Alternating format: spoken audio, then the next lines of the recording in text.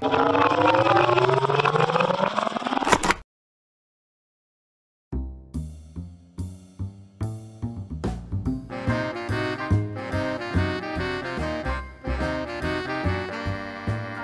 guys, this is Tech Delivered. I welcome you all to the third episode of Days of Future and Past.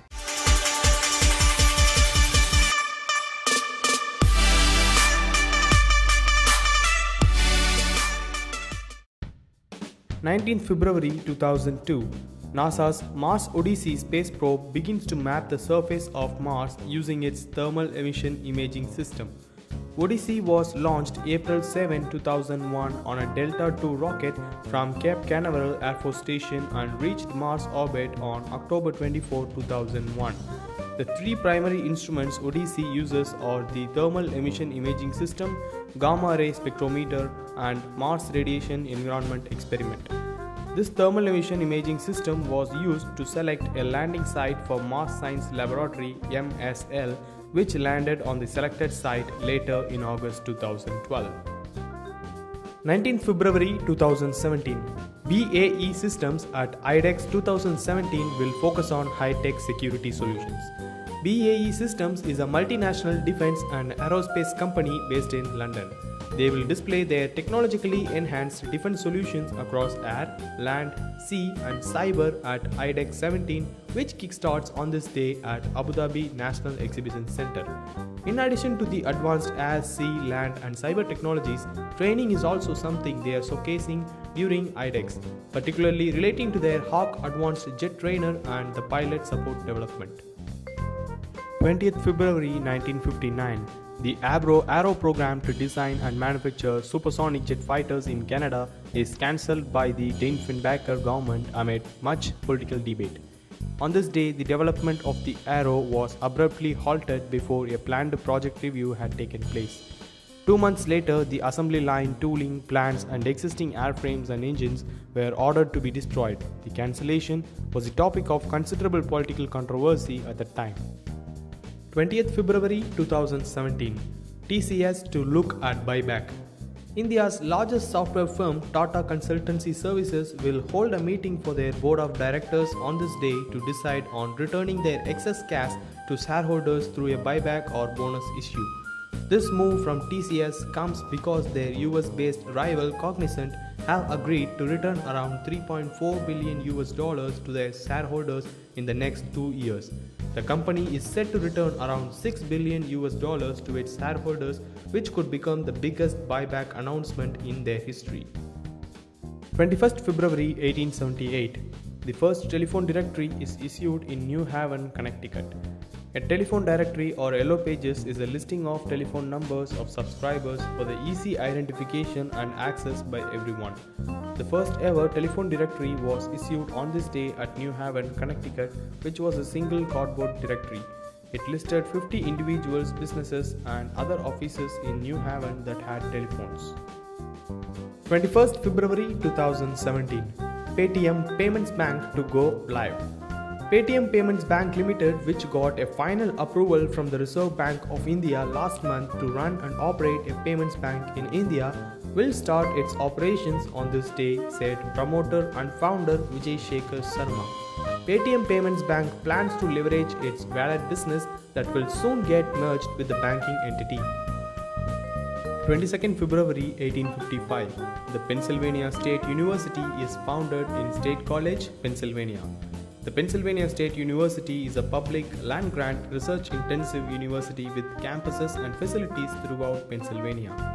Annual enrollment at the University Park campus totals more than 46,800 graduate and undergraduate students, making it one of the largest universities in the United States.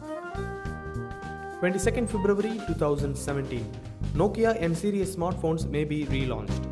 Nokia, in collaboration with HMD Global, is trying to revive its golden past. The Nokia N5 will reportedly come preloaded with the older Android 6.0 Marshmallow. The smartphone will also offer an onboard storage of 32GB, which will be expandable up to 128GB via a micro SD card. 23rd February 1941, plutonium is first produced and isolated by Dr. Glenn T. Seaborg. Plutonium is a transuranic radioactive chemical element with an atomic number 94. Plutonium was first produced and isolated on December 14, 1940 and chemically identified on this day by Glenn T. Seaborg, Edwin McMillan, Joseph W. Kennedy and Arthur Wall. It was developed by the neutron bombardment of uranium in the 60-inch cyclotron at the Berkeley Radiation Laboratory at the University of California, Berkeley. 23rd February 2017. KTM launches 2017 edition of Duke 390 and Duke 200. While the KTM Duke 390 will be a completely new bike, the KTM Duke 200 will come with cosmetic changes with the same engine that comes with the current generation. Deliveries for the 2017 KTM Duke 390 and Duke 200 will commence from March 2017. 24th February 2007. Japan launches its fourth spy satellite. A reconnaissance satellite, commonly referred to as a spy satellite, is an Earth observation satellite or communication satellite deployed for military or intelligence applications. A H-2A rocket carrying the satellite lifted off from the base on the southern island of Tanegashima, Japan. The fourth satellite allowed Japan to monitor any point on the Earth at least once a day. 24th February 2017. Really Blue Google Pixel releases. Upon unveiling the new Pixel and Pixel XL smartphones, Google announced three color options for the handsets: Very Silver, Quite Black and Really Blue. However, the UK and other markets outside of the United States so far got only the first two avatars, with the Really Blue option nowhere to be found.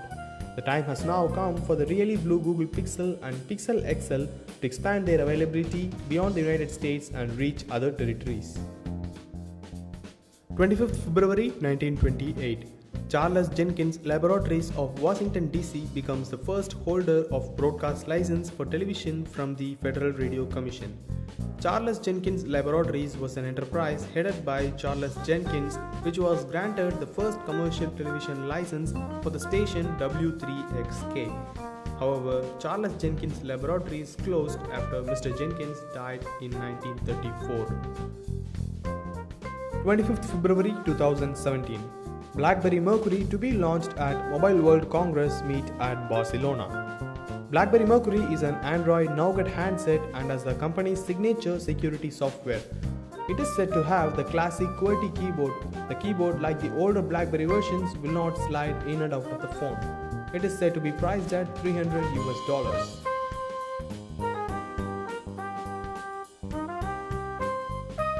So I hope everyone would have enjoyed watching this video. Also watch our video on how a DSLR camera works and how the processor had evolved by clicking these cards here. Thanks for watching. As usually, like, comment, share and subscribe.